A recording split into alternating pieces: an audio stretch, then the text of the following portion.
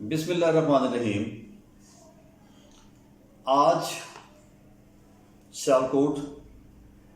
جس کو میں نے اپنے الفاظ میں خراج پیش کیا کہ خاک پا تیرا انتخاب کیا کہنے، اوجے کمال کو پہنچا تیرا اقبال کیا کہنے، تیری صنعت کے سانچے میں ڈھلی جو پے کرے ہستی، اسی جمال نے بھر دیا تیری مانگ کیا کہنے۔ یہ تو میں نے خراج عقیدت بھی پیش کیا اور تحسین بھی پیش کیا اس کو۔ اب اگلے اشعار سنیے علامہ اقبال کے۔ یہ آج کا دن جو میرا خیال ہے کہ تاریخ کے اوراق میں بارہا دہرایا جا رہا ہے، ہر بچے، ہر انواع و اقسام کے بچوں میں، دوسری تیسری پہلی سے لے کے آخر تک، لیکن اس کے افکار کی ہمیں کسی کو فکر نہ ہوئی آج تک، ہماری فکر میں کوئی فکر پیدا نہ ہوا۔ تو یہی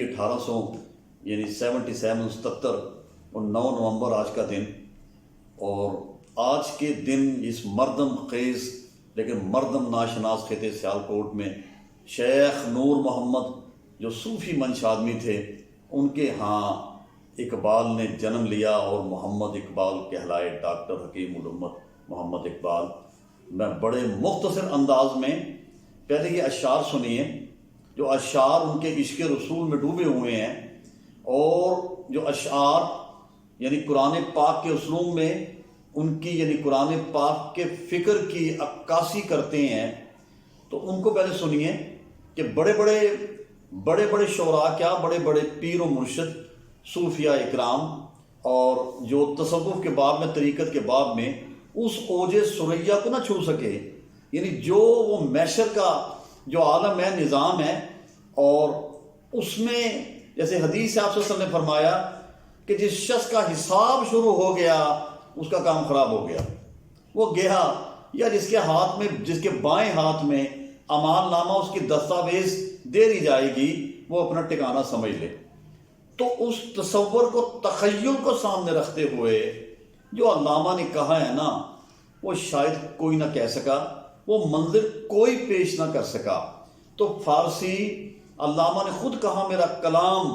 اس کو سلام، یہ اللہ نے مجھے بخشا ہے، یہ میرا اسلوب بیان جو کسی فکر کی عکاسی کرتا ہے، اور اس کے لیے جو مجھے زبان دی ہے فارسی، کیونکہ فارسی زبان، اور بہت سے جو ہمارے شعراء کرام ہیں تو فارسی کا سہارا لیا۔ یہ بڑی خوبصورت، بڑی پیاری زبان ہے یہ، اور اس کو سمجھنا بڑا مشکل ہو گیا آج کے جو دور میں۔ تو وہ خود فرماتے ہیں، سنیے ذرا، تو غنی از ہر دو عالم من فقیر، روز محشر عذر ہائے من پذیر، ور حسابم رات و بینی ناگزیر، از نگاہ مصطفیٰ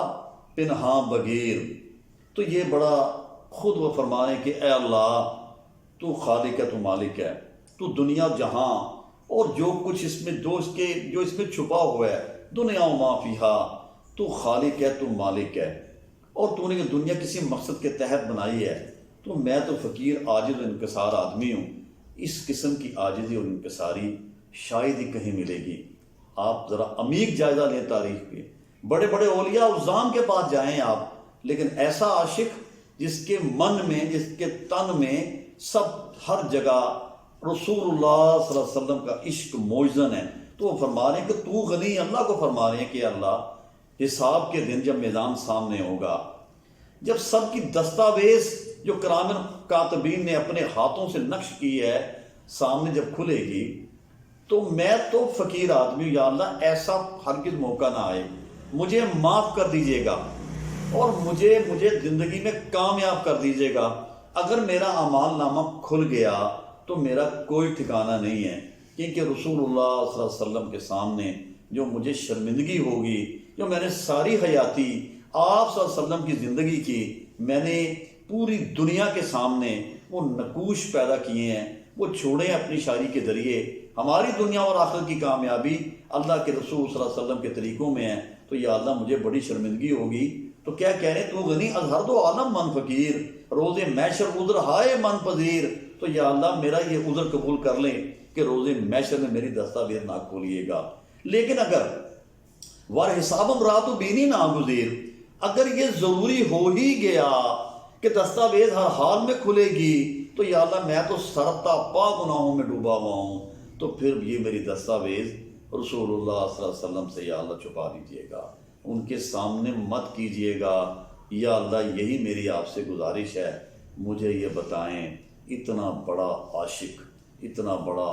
رسول، اور جس کو اللہ پاک نے 400 شہرت دی، وہ کس منت سماجت سے اللہ کے ہاں یہ دعائیں اپنے دلی یعنی جو آرزویں ہیں، خواہشات ہیں، ان کی ترجمانی کر رہے ہیں۔ کوئی ایسا کر سکا تو ہے نا وہ قہاریو غفاریو قدوسیو جبروت، یہ 4 عناصر ہوں تو بنتا ہے مسلمان۔ تو میرے نوجوان ساتھیوں، میرے بچوں، آپ کو اور یہ ہم سب کو، یہ ہمارا ملک مبارک، ہمیں اس کی رکھوالی کرنی ہے، ہمیں اس کی آبیاری کرنی ہے۔ یہ علامہ اقبال تھے سر سید کے بعد، جنہوں نے اس قوم کو 2 قومی نظریے کے اوپر اکٹھا کیا، ملک لیا قائد اعظم کی لیڈرشپ میں۔ اور آپ یاد رکھیے، علامہ اقبال کی جو شاعری ہے وہ کسی یعنی بے وقوف نے شاید یہ کہا تھا بہت دیر پہلے کہ اس نے اندر کی خفت کا اظہار کیا ہے۔ تو قرآن پاک میں شاعر وہ جو لوگ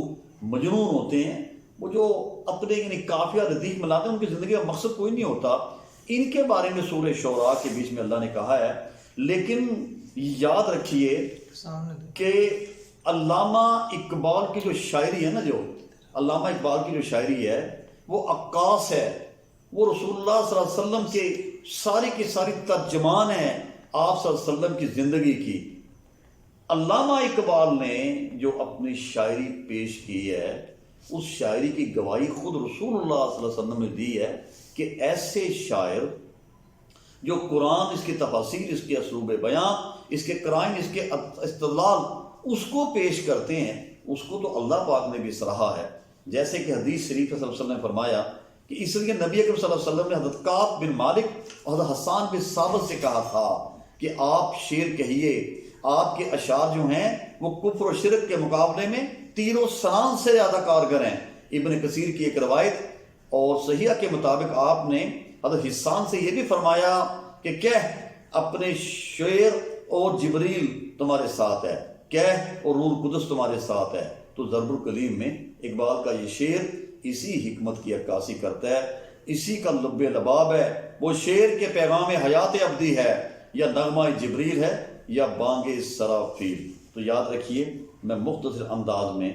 اتنی اپنی اس قوم سے میں گزارش کروں گا کہ خدا کے لیے علامہ اقبال کے کلام کو سمجھیے، اپنی زندگی میں اس کا نفاذ کیجئے، اندر کی قدورتیں، یہ بغض، یہ حسد، یہ آپا دھاپی، یہ ختم کیجئے۔ ان لوگوں کو ایوانوں میں پہنچیے جو اقبال کے دیوانے ہیں، اور جو اقبال کی شاعری کو محض اپنے جلسوں میں یعنی خوب چاند لگانے کے لیے، لوگوں کی یعنی جو تحسین ہے اس کو حاصل کرنے کے لیے پیش کرتے ہیں۔ ان پہ مت جائیے۔ آپ علامہ اقبال کے افکار کو، اس کے فکر کو فکر میں بدلیے، اور اپنے نمائندے ایسے بھیجیے اسمبلیوں میں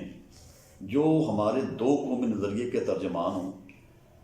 مسئلہ تو یہ ہے کہ ان لوگوں کو تو معلوم بھی کچھ نہیں قرآن کیا ہے، سنت کیا ہے، اس کی زندگی کیا ہے، یا تو جھوٹ، یو ٹرن، فضول قسم کی باتیں اور لوگوں کے نام بگاڑ۔ اس قسم کے لوگ جب اسمبلیوں میں جائیں گے، مجھے بتائیں یہ علامہ اقبال کے افکار کی کیسے ترجمانی کر سکیں گے؟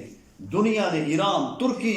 بہت سے لوگوں نے علامہ اقبال کو یعنی اس کے افکار کو اپنا کر دنیا میں ترقی کی ہے۔ اور علامہ اقبال خود فرماتے ہیں کہ ایک جگہ بڑی خوبصورت بات، یہ انہی کی حیات، انہی کی انسپائریشن، فیضان یہ میرے سامنے ہیں۔ تو بہت بڑے مفکر ہیں ڈاکٹر وحید الدین صاحب، ان کو علامہ نے ایک انٹرویو دیا، تو وہ فرماتے ہیں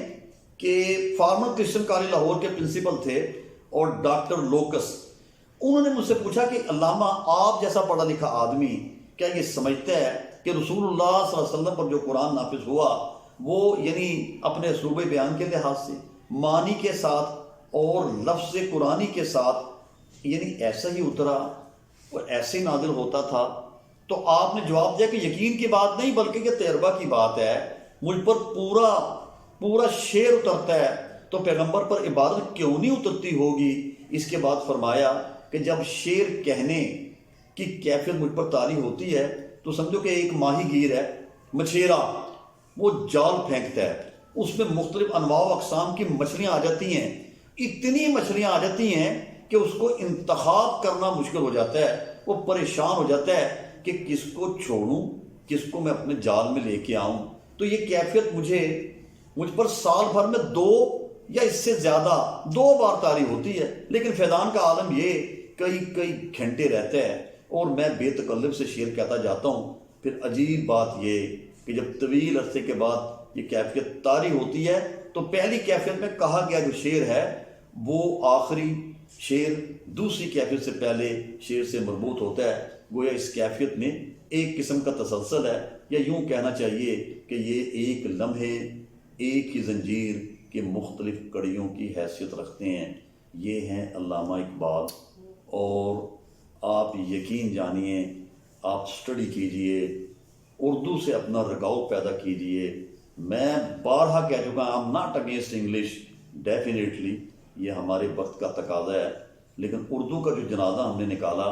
روز میرے پاس بچے آ رہے ہیں روٹ فلاں کے کس میں فیل ہے اردو کے، آپ یقین جانیے ایک شعر نہیں پڑھ سکتے، ایک شعر نہیں کہہ سکتے، اردو پڑھا ہی نہیں جاتا۔ تو نہیں کھیل ہے داغ یاروں سے کہہ دو کہ آتی ہے اردو زباں آتے آتے۔ میں آخر میں صرف یہی کہوں گا کہ علامہ اقبال جو ہم روز کہتے ہیں کہ محبت سے وفات ہونے تو ہم دے رہے ہیں، یہ جہاں چیز ہے کیا لوح و قلم دے رہے ہیں تو سنیے، یہ اصل میں جواب شکوہ کا بند ہے جو علامہ اقبال نے اللہ سے اپنے الفاظ میں قوم کی ترجمانی بلکہ امت مرحومہ کی ترجمانی کرتے ہوئے اللہ کے سامنے پیش کیا تھا۔ تو اللہ ہی نے اس کا جواب، علامہ اقبال اپنے الفاظ میں یہ کہتے ہیں، عقل ہے تیری سفر عشق ہے شمشیر تیری، میرے درویش خلافت ہے جہانگیر تیری، ماں سوائے اللہ کے لیے آگ ہے تکبیر تیری، تو مسلمان تو تقدیر ہے تدبیر تیری، کی محمد صلی اللہ علیہ وسلم کی محمد سے وفات تو نے تو ہم تیرے ہیں، یہ جہاں چیز ہے کیا لوح و قلم تیرے ہیں۔ اس سے بڑھ کے اس کا عشق، قرآن سے لگاؤ، رسول اللہ صلی اللہ علیہ وسلم سے محبت اور کیا ہو سکتی ہے کہ وہ فرما رہے ہیں، اللہ یہ کہہ رہا ہے کہ اگر تو نے دنیا اور آخرت کو تاب نہ کرنا ہے، مسلمانوں کو اجتماعی طور پر انفرادی طور پر پوری دنیا پر چھانا ہے، تو یاد رکھیے ضرور جدید ٹیکنالوجی اور ستاروں پہ کمانڈ ڈالیے، لیکن آپ کو ایماندار ہونا ہوگا، آپ کی فکر ایسے فقر میں بدلنی ہوگی جو لالچ طمع ہوس اور سب سے آپ کو دور لے جائے آپ کی شبانہ روز زندگی میں۔ اگر آپ نے کامیاب ہونا ہے تو رسول اللہ صلی اللہ علیہ وسلم کی ختم نبوت کی چھاپ ہوگی، تو وہ عمل جو قابل قبول ہوگا، تب تو ہم یہ کہیں گے کہ ہم علامہ اقبال اور اس کے شہر، اس کے ملک کے وارث ہیں۔ اگر ایسا نہیں ہوگا تو پھر ہمارا اللہ وارث ہے، اور اللہ حافظ۔